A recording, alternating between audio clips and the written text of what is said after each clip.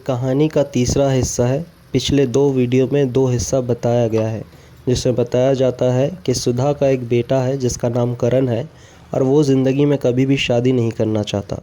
इसके पीछे का कारण जो करण बताता है वो यही है कि वह औरत ज़ात पे कभी भरोसा नहीं कर सकता, क्योंकि औरत हमेशा किसी बेहतर की तलाश में होती है।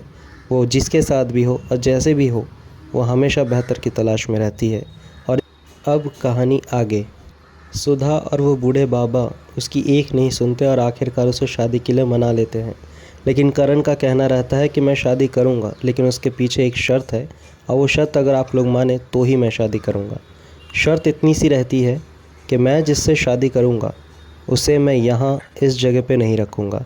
शादी के बाद उस लड़की को मेरे साथ वन में रहना होगा, यानी जंगल में। मैं और वो सिर्फ 2 जन जंगल में रहेंगे, वही हमारा संसार होगा। अगर वो लड़की ऐसे तैयार होती है तो ही मैं शादी करूँगा। अगर आपको कोई ऐसा रिश्ता मिल जाए तो मुझे बता देना। बहुत ढूंढने के बाद, बहुत ही छानबीन करने के बाद ऐसी एक लड़की मिलती है जो इस शर्त पे शादी करने के लिए तैयार हो जाती है कि उसकी शादी जिस लड़के से होगी उसके साथ वो जंगल में जा कर के रहेगी, सिर्फ वो और उसका पति। अब ये चीज़ सुनने के बाद करण राज़ी हो जाता है और दोनों की शादी हो जाती है। और शर्त के अनुसार शादी होते ही करण अपनी बीवी श्रेया के साथ में जंगल में चला जाता है। अब ये जोड़ी जंगल में जाने के बाद में रहना शुरू करती है, संसार बना लेते हैं। और जैसे ही पहला दिन करण अपनी बीवी को छोड़कर जाने वाला होता है, ठीक उससे पहले करण अपनी बीवी को बुलाता है और एक हंडी में चावल और एक हंडी में दाल, ये दोनों कच्चे सामग्री उसके सामने रख देता है और फिर दोनों को मिला करके उसको दे देता है और कहता है कि जब मैं घर लौटूं तो मुझे दाल और चावल अलग अलग बने मिलने चाहिए। अब ये देखकर श्रेया हैरान हो जाती है कि ये क्या मुसीबत है। इस बात पे करण कहता है कि जितना कहा जाता है उतना ही करो, मेरे से कोई सवाल मत करना। चुपचाप श्रेया इस बात को सुनकर रह जाती है और फिर वही करती है जो उससे कहा जाता है। जब तक करण काम से वापस आता है दोपहर को, तब तक श्रेया ये दोनों चीज़ अलग अलग कर चुकी होती है। दाल और चावल अलग अलग बना करके इसे खाने के लिए देती है। करण खाना खाकर खुश होता है और शाबाशी मानो दे जाता है कि तुमने बहुत अच्छा काम किया। अब रोज़ यही होने लगा। रोज़ करण जब भी काम पे बाहर जाता लकड़ी काटने के लिए, तो जाने से पहले इसे दाल और चावल इकट्ठे करके दे देता और कहता ये दोनों अलग अलग बने होने चाहिए। अब रोज़ वो अलग करती और अलग अलग बना करके इसे खाने को देती। ऐसे करते करते काफ़ी लंबा समय गुजर जाता है, पर यह सिलसिला जारी रहता है और करण यही करता है, उसकी बीवी ऐसे ही बना कर देती है। लेकिन एक दिन ऐसा भी आता है जब करण दोपहर को घर वापस आता है तो उसे दाल और चावल थोड़ा कम दिखता है और उसमें देखता है कि उसमें सिर्फ वही खा सकता है, उसकी बीवी नहीं, यानी किसी एक जन के लायक ही खाना बनाया गया है। इस पे वो पूछने लग जाता है श्रेया से कि आज इतना कम क्यों बनाया। श्रेया कहती है मेरी तबीयत सही नहीं थी, जिसकी वजह से मैं ज़्यादा बीन नहीं पाई, तो आपके लायक बना है, आप खा लीजिए, मुझे वैसे भी भूख नहीं है, तबीयत ख़राब सी लग रही है। ये सुनकर वो चुपचाप खाना खा लेता, कुछ नहीं कहता। और धीरे धीरे ये सिलसिला और बढ़ता रहता है, यानी वक्त के साथ साथ खाना और कम होता जाता है और एक दिन वो भी आता है जब वो खाना बनाती ही नहीं है।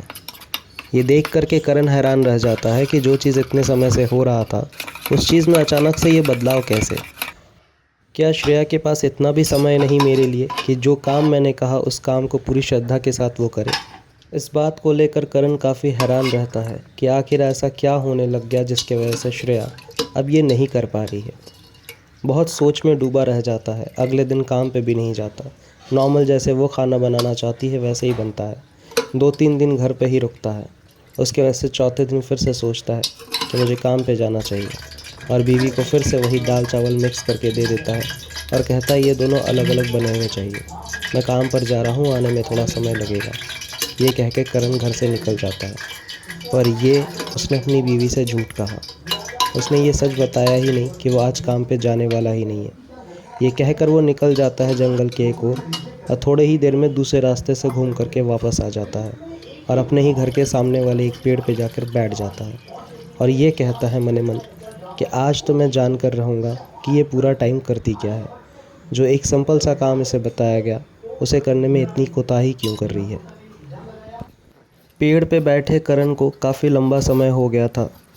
लगभग 1 घंटा गुजर चुका था और उसके बाद से अचानक से वो कुछ देखता है कि उसकी उस कुटिया में, उस जंगल के घर में कोई लड़का आकर दरवाज़ा खटखटाता है। ये देखकर करण हैरान सा रह जाता है कि उसने जंगल के इस हिस्से में घर बनाया है, ये किसी को पता भी कैसे हो सकता है सिवाय उसकी माँ और उसके बाबा के।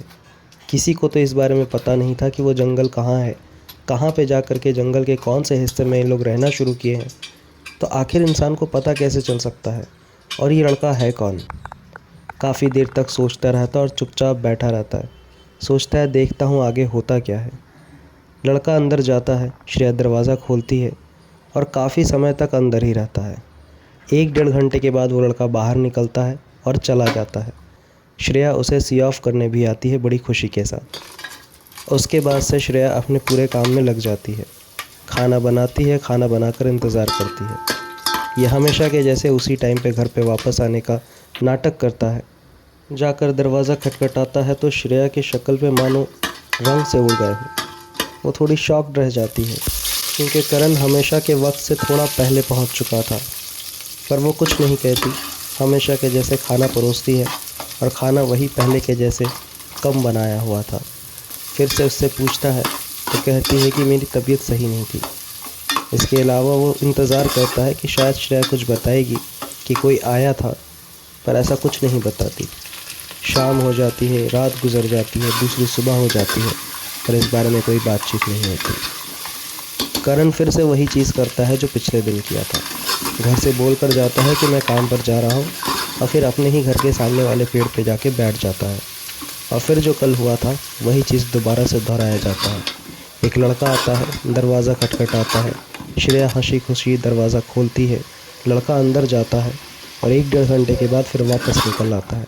फिर उसे श्रेया छोड़ने आती है और शर्माती हुई, हंसती खेलती हुई वापस घर पहुंच जाती है। फिर से अपना काम करती है, खाना बनाती है। ये देखकर करण को कुछ समझ नहीं आ रहा होता, बस यही सोच में रहता है कि आखिर उसकी तरफ से क्या कमी रह गई थी। क्या उसने अपनी बीवी को पति का सुख नहीं दिया? क्या उसने वो सारी चीज़ें नहीं दी जो वो हमेशा मांगा करती थी? क्या उसे किसी चीज़ की कमी थी? घर में ऐसे किसी चीज़ का ना होना जो होना चाहिए था और करण ने नहीं रखा हो। इन्हीं सारे सोच में वो डूबा रहता है कि अचानक से एक और दृश्य उसके सामने आता है। करण देखता है कि उसके सामने से एक बाबा गुजर रहा है और थोड़ी ही दूर जा करके एक पेड़ की छाँव में बैठ जाता है। बैठने के बाद बाबा थोड़ा आराम करता है, हवा खाता है, फिर धीरे धीरे अपना झोला खोलता है। उस झोले में से खाना निकालता है, खाना निकाल कर खाता है। फिर काफ़ी देर तक इधर उधर देखता रहता है, मानो वो देख रहा हो कि कोई उसे देख तो नहीं रहा है। ऐसे देखने के बाद वह अपने थैले में से एक लोटा निकालता है। लोटा निकालकर हाथ में लेने के बाद फिर काफ़ी देर तक इधर उधर देखकर निश्चय कर रहा हो कि मानो उसे कोई देख तो नहीं रहा। जब उसे पूरा यकीन हो जाता है कि उसे कोई नहीं देख रहा, फिर वो लोटे को घिसता है। फिर उस लोटे में से एक लड़की निकल कर आती है। उस लड़की को देखकर मानो हर कोई मन मोहित हो जाएगा। इतनी खूबसूरत, बड़ी बड़ी आँखें, गोरी सी लड़की, लंबे बाल और निहायत ही खूबसूरत। बाबा उस लड़की को जब निकालता है, फिर वो लड़की उसके साथ में बैठ कर के खाना खाती है। दोनों बातचीत करते हैं, फिर दोनों एक दूसरे को प्यार करने लगते हैं। दोनों जब अपनी रास लीला कर रहे होते हैं, तब करण उस पेड़ के ऊपर से बैठकर देखता रहता है ये सारे दृश्य। वो देखकर हैरान हो जाता है कि बाबा ने अपनी महबूबा को उस लोटे में छुपा रखा था। ये देखते देखते उन लोगों का रास लीला ख़त्म हो जाता है। बाबा आराम फरमाने लगते हैं और बाबा को वो लड़की बड़े प्यार से सर पे हाथ सहलाते सहलाते बाबा को सुला देती है। बाबा मस्त में सो रहे होते हैं। ये सारी चीज़ देख करके करण और भी हैरान होता है। लेकिन जैसे ही बाबा गहरी नींद में होते हैं, लड़की इस चीज़ का यकीन करना चाहती है कि बाबा पूरी तरह से सो चुके हैं या अभी भी जागे हुए हैं। जैसे ही उस लड़की को यह एहसास होता है कि बाबा पूरी तरह से गहरी नींद में है और अभी तो ये नहीं उठने वाले, तभी वो अपना जूड़ा खोलती है और उस जूड़े में से एक लड़का निकलता है।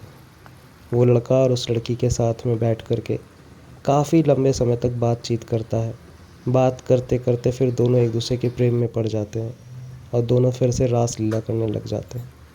मानो देख करके करण के दिमाग का नस फटा जा रहा हो। करण हैरान रह जाता है कि ये हो क्या रहा है और जो वो देख रहा है वो सच है या सिर्फ दिमाग का एक भ्रम है। लड़की और लड़का एक दूसरे के साथ बेइंतहा प्यार करते हैं। प्यार करते करते जब वो थक जाते हैं तो फिर लड़की उस लड़के को अपने जूड़ा में वापस डाल लेती है और जूड़ा बांधकर बैठ जाती है। उसके बाद से बाबा थोड़ी देर के बाद उठते हैं। बाबा उठने के बाद उसे अपनी लिटिया में